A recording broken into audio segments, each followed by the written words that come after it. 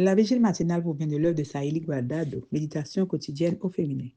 La méditation de ce matin, aujourd'hui 5 septembre 2025, est tirée de Amos 7, verset 14.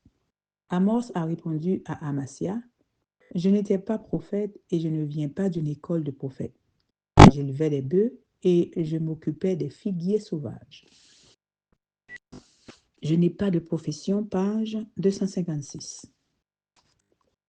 Si vous vous êtes déjà senti incapable d'accomplir l'œuvre de Dieu parce que vous n'avez pas de diplôme universitaire, j'ai une bonne nouvelle pour vous aujourd'hui. Elle vient d'une histoire biblique intéressante. Un jeune homme avait 2 emplois. L'un consistait à garder les moutons, l'autre à cueillir des figues sauvages. Un jour, alors qu'il était occupé à l'un d'eux, Dieu l'a appelé à être son porte-parole pour transmettre un message important à son peuple. C'est ainsi qu'Amos est devenu prophète du Seigneur.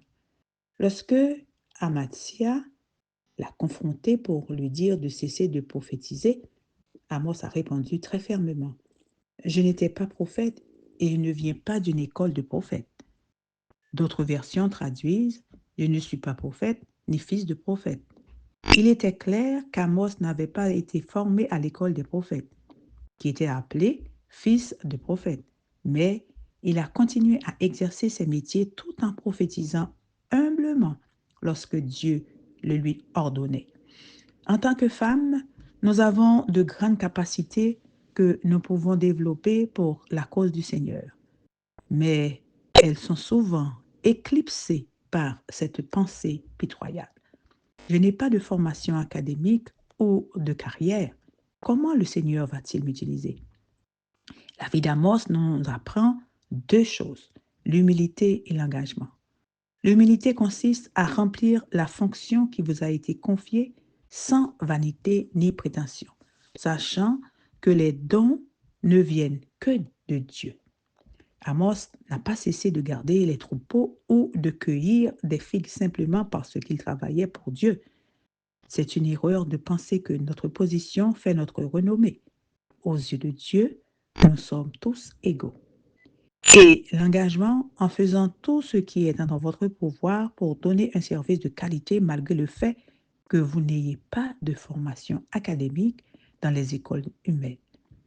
C'est aussi une erreur de penser que sans études, on ne peut rien faire pour contribuer à l'avancement de l'Évangile.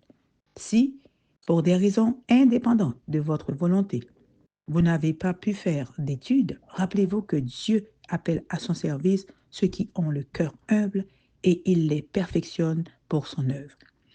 Si vous étudiez ou exercez déjà une profession, mettez vos connaissances au service du Seigneur. Vous vous trouvez peut-être aujourd'hui derrière une machine à coudre ou dans la cuisine en train de faire du pain, où que vous soyez. Si le Seigneur vous appelle à lui servir, n'hésitez pas à faire sa volonté. Amen, amen, amen. Heureuse de faire sa volonté. Que Dieu vous bénisse. Bonne journée.